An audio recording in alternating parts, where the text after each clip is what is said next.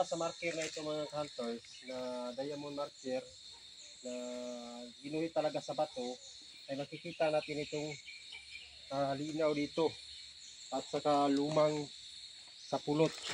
Yan, lumang-luma na yan. Pukha natin.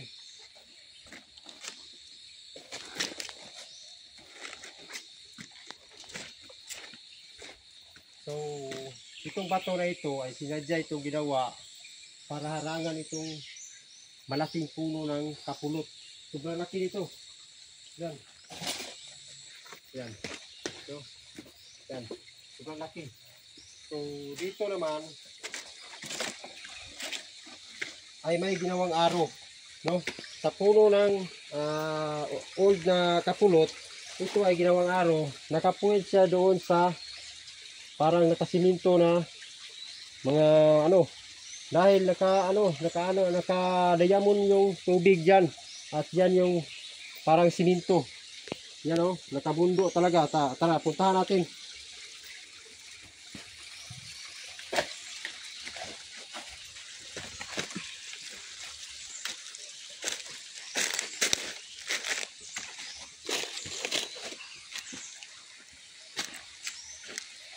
So, ito at pwede itong daanan ng tubig dito. Kaso mahina yung tubig ngayon.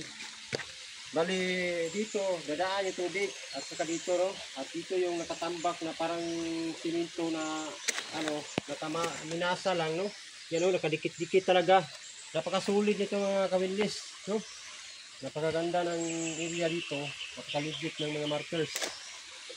So positive talaga yung area. So dito na naman tayo. May another marker.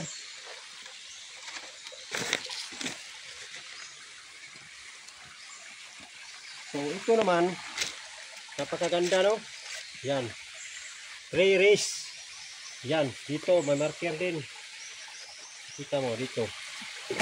Yan Yan. So marami pang marker nito mga kawinlis.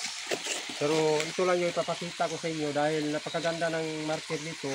At yung ilog dyan, yung ng tubig dyan, hindi yan mahubsan. Yan.